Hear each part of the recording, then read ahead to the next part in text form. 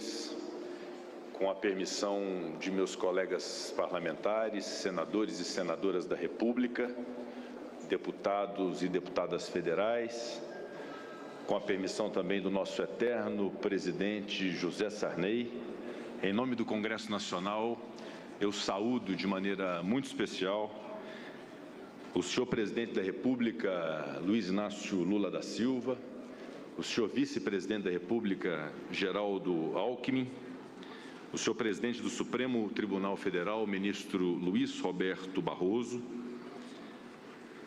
o senhor presidente do Tribunal Superior Eleitoral, ministro Alexandre de Moraes, a ex-presidente do Supremo Tribunal Federal, ministra Rosa Weber, em nome de quem cumprimento todos os magistrados, o senhor Procurador-Geral da República, Paulo Gonet, a governadora do Estado do Rio Grande do Norte, ex-senadora desta Casa, Fátima Bezerra, em nome de quem saúdo todos os governadores e governadoras de Estado, meu estimado vice-presidente do Senado Federal, senador veneziano Vital do Rego, a relatora da Comissão Parlamentar de Inquérito e presidente da Comissão Permanente de Defesa da Democracia do Senado Federal, minha estimada senadora Elisiane Gama, saúdo a representante das organizações da sociedade civil brasileira, Aline Souza, em nome de quem cumprimento todos os representantes dos movimentos sociais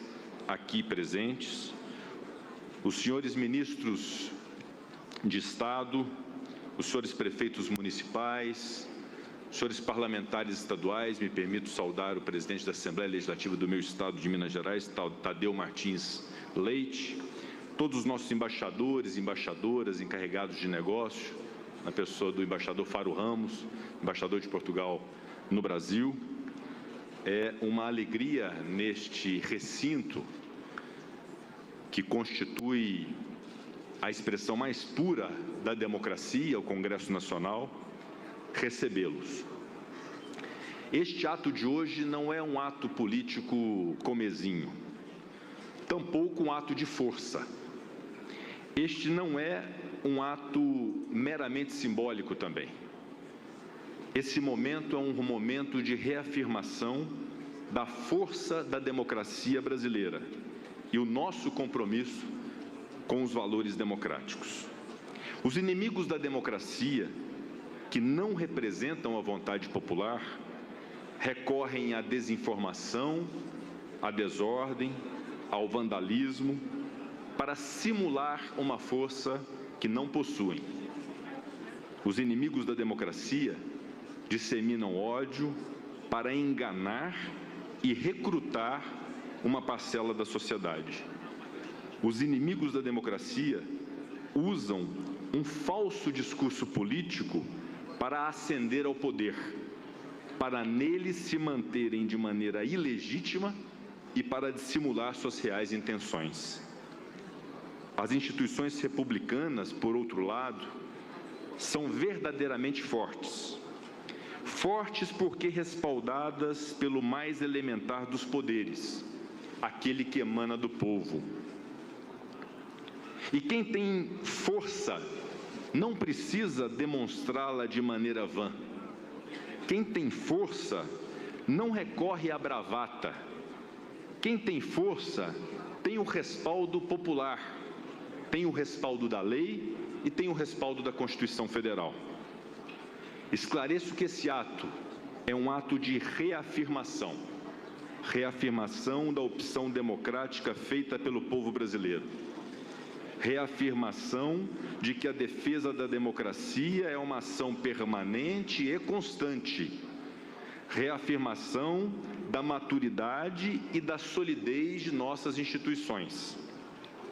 Um ano após os abjetos atos golpistas contra a sede dos três poderes, cá estamos, presidente Lula, presidente Barroso, representantes do Executivo, do Legislativo, do Judiciário, do Ministério Público, da sociedade civil, para celebrar a democracia brasileira. Também estamos aqui para assegurar ao povo que a Constituição foi e continuará sendo cumprida.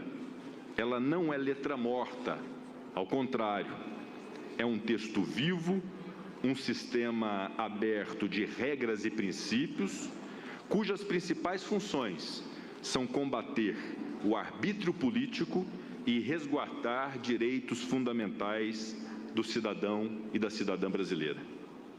A atual geração talvez não se lembre do contexto histórico que ensejou a promulgação da Constituição Cidadã de 1988. Vivíamos tempos sombrios, tempos de cidadania reprimida e de liberdade cerceada. Os primeiros exemplares da Constituição Federal de 1988 continham um prefácio de Ulisses Guimarães, presidente da Assembleia Nacional Constituinte, que descrevia por qual razão surgiu a nova Carta Magna e como ela protegeria a democracia brasileira de uma nova ruptura. Nas palavras de Ulisses, a Constituição, que ele chamou naquele primeiro momento de Constituição Coragem, aspas, nasceu do parto de profunda crise que abalava as instituições e convulsionava a sociedade. Na visão do Constituinte, a Constituição de 88 inovou ao dividir competências para vencer dificuldades, contra a ingovernabilidade concentrada em um, possibilitando a governabilidade de muitos. Ao final do prefácio, que representa uma verdadeira aula de constitucionalismo e história, Ulisses Guimarães concluiu, aspas, a Constituição durará com a democracia e só com a democracia sobrevivem para o povo a dignidade, a liberdade e a justiça. O ser humano somente pode ser livre quando há democracia. E a democracia somente existe, ministro Alexandre de Moraes, a democracia somente existe quando se respeita o processo eleitoral.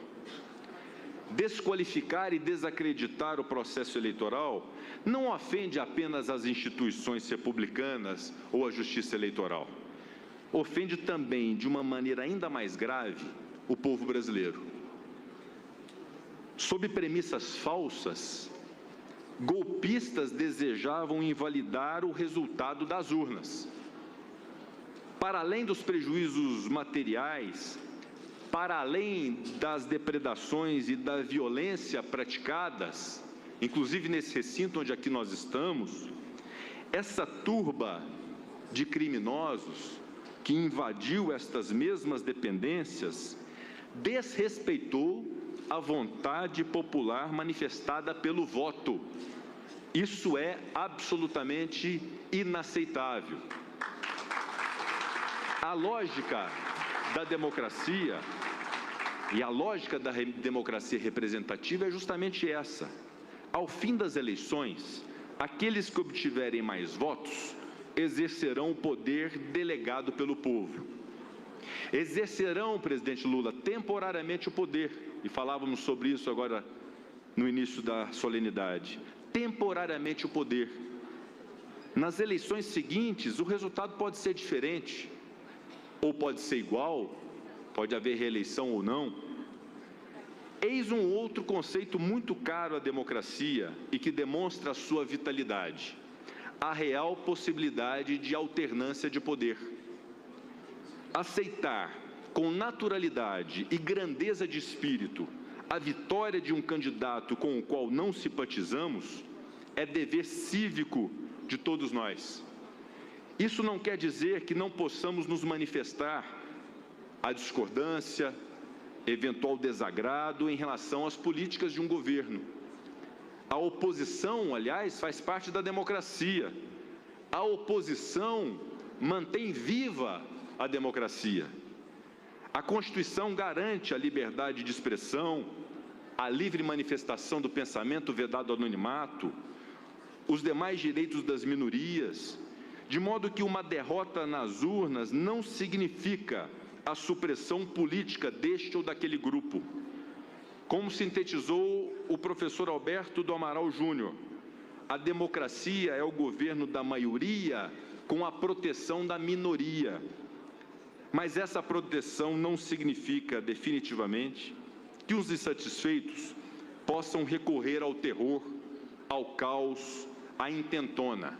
Nada, absolutamente nada, justifica o que ocorreu em 8 de janeiro de 2023. Os poderes legislativo, executivo e judiciário souberam dar pronta resposta à ameaça. Para tanto, agiram com plena legitimidade popular, pois, ao contrário de golpistas, atuam de acordo com a Constituição.